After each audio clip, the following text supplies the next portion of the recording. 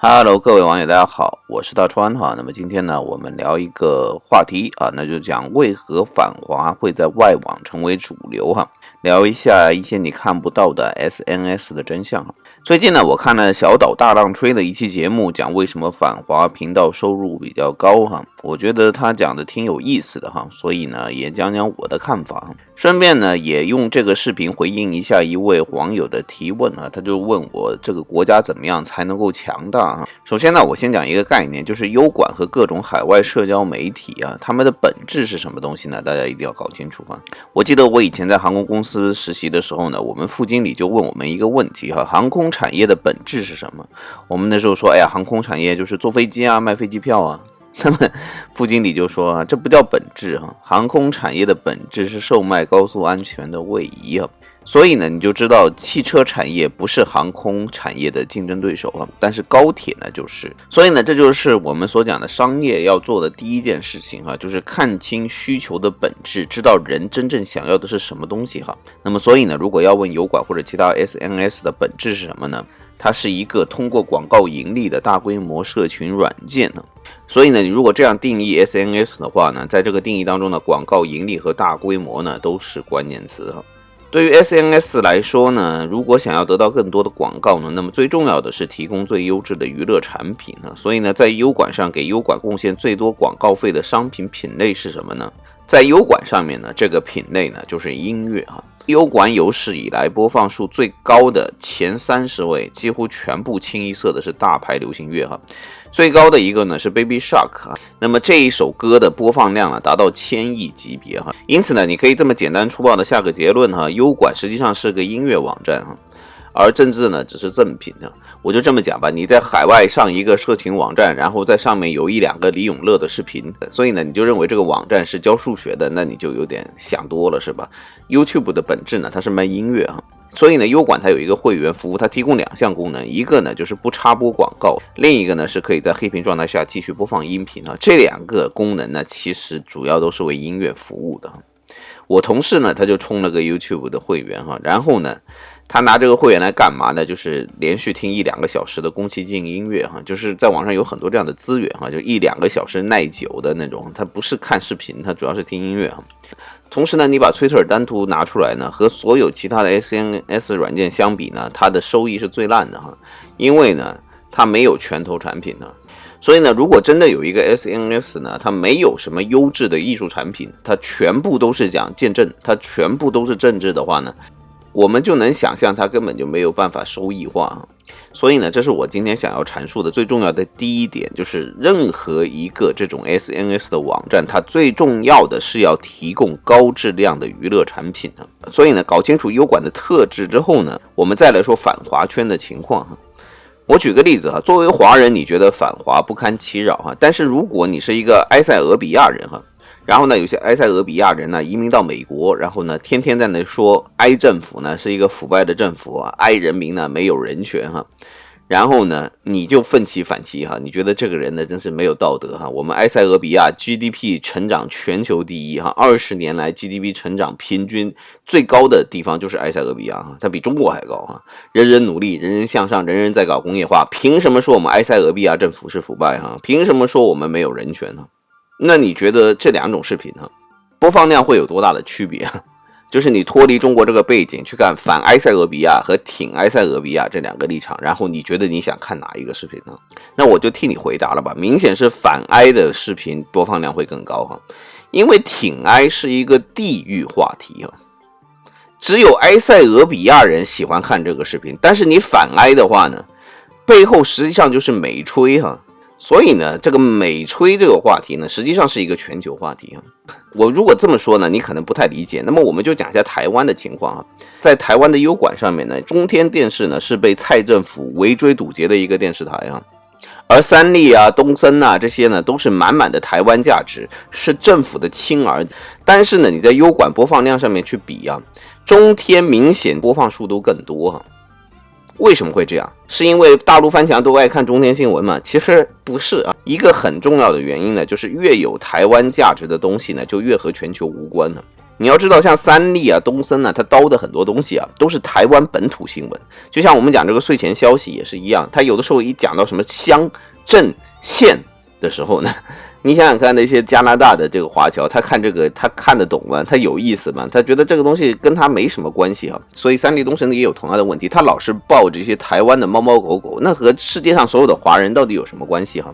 你看新闻，你早上起来看一个中文新闻，你想看邻居家狗打架，还是想看世界形势、中美争霸啊？你中天新闻，它起码它做全球新闻，对不对？所以呢，反华和挺华这两个话题的关系也是一样的。反华这个话题呢，就是一个全球性的话题，而挺华这个话题呢，是中国大陆地区独有的一个话题。至少在2022年现在这个时间点啊，世界上其实还是美吹更多一些。为什么？因为客观上美国现在还是第一强国。我们知道现在有很多人会说，若干年后中国会反超美国，而且美国现在社会问题很多，它现在已经腐败了，它已经不行了。但是呢，你不管你怎么说，那也是若干年后。就好像买股票一样啊，你说这个股票几年后它一定会涨，它一定会涨成第一市值啊，那你会信吗？未来的事情有很多有不确定性的嘛。现在全球有77亿人哈，我们不管华人，我们就把全球人口算在一起，77亿人当中大概有67亿人都相信现在美国还是第一名啊，那没有多少人真正的相信中国是第一名啊。所以呢，网友问我国家怎么样才能强大啊？那么我只能用我高中物理第一课上告诉我的知识回答你这个问题哈，就是如果你这个国家要强大，你首先要做的第一件事情是什么？就是要选定参照物啊。什么速度叫做快，什么力量叫做大，就是要看你和谁比啊。所以呢，你说你很快，永远有比你更快的啊；你说你很强，永远有比你更强的。这个世界上没有所谓绝对强大的国家哈，你再怎么喜欢中国，中国也不是叫做绝对强大，它是有一些地方叫做相对强大。我们讲这个好的老师愿意表扬这个学生呢，他总归能够发掘出这个学生相对强势的优点呢。但是反过来说，如果你真心想要挖苦一个国家，他怎么厉害，他怎么强，你都可以把它说成弱啊。比如说你说中国人勤奋努力工作赚钱了，美国人就是你人权不好，勤奋不就代表人权不好吗？他只需要换一个参照物，他永远都能把你说成弱的啊。而且呢，他还有一个最离谱的一种办法，就是你变强了，但你也变坏了哈。你强大了，对啊，但是你没有道德啊，那你就没办法了。比如说强大这种东西，它是有参照物的，它毕竟是一个物理的定义嘛。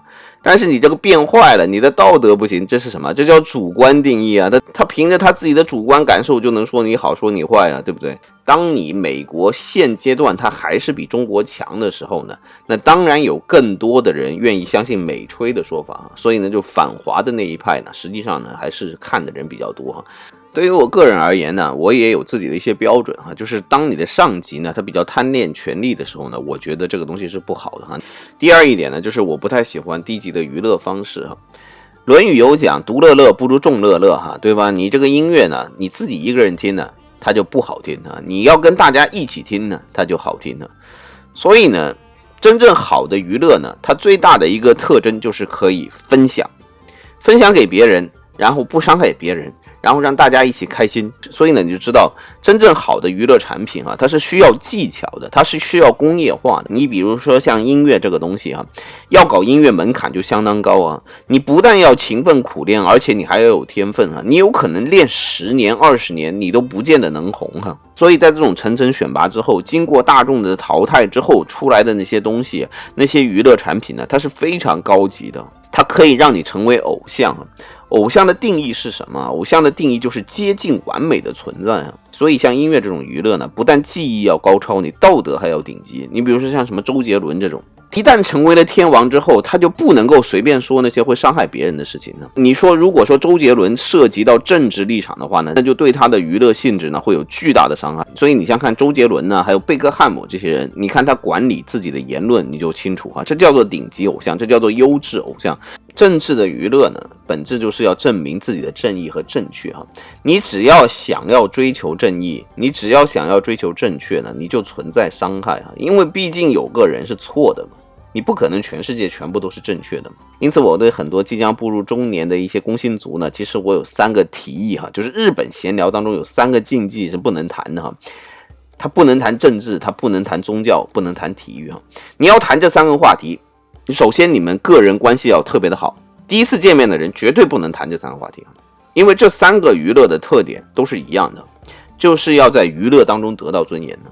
宗教它之所以不能谈，就是因为它不属于全人类。你相信这个宗教呢，就是为了相信自己这一小部分人是优于这个世界上大多数其他人的。然后呢，像政治和体育都是要分胜负的。就胜的一方呢就开心，他输的那一方呢他内心就受到伤害啊。所以呢，刚见面的人呢不要聊体育啊。在日本呢有一个叫阪神队，然后还有一个叫巨人队啊，这2个呢是几十年的世仇啊。就你支持的球队不一样，光你说出来啊，你支持巨人啊，你支持阪神，就这一句话你们就能打起来啊。所以你说中国的互联网最开始管理评论的呢，其实都是从体育开始管理的。我那个年代是看体育评论看过来的，那个体育评论呢是真的脏啊，那是真的死，不像现在这个政治的这种司法，政治的司法它还要点脸啊，那个体育那些东西啊，真的就是你死我活。所以说了那么一大堆，就是想说呢，这个世界上呢还是要追求一个高级的娱乐啊。你要么你就有真正的实力去搞娱乐的产品呢。你说小说家赚的钱，还有就是音乐家赚的钱，搞动漫赚的钱，搞电影赚的钱当然是要比繁华的要多。所以呢，见证圈的一个特征呢，就是最没有娱乐天赋，但是又想做一些娱乐产品的人呢，才会做这个的。好吧，那么今天我们这个视频呢就做到这里，谢谢大家，我们下期再见，拜拜。